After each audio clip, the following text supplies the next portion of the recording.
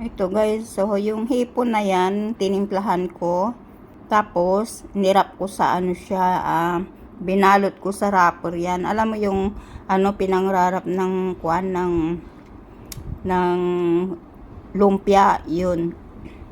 Ayun, ginunting-gunting ko siya, tapos inirap ko yan, ayan siya, oh. Pero masarap siya.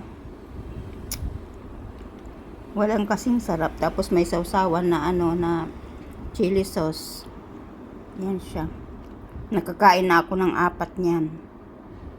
Yan siya. Super crispy siya. Yan. Hipon yan guys. Nirap ko lang yan.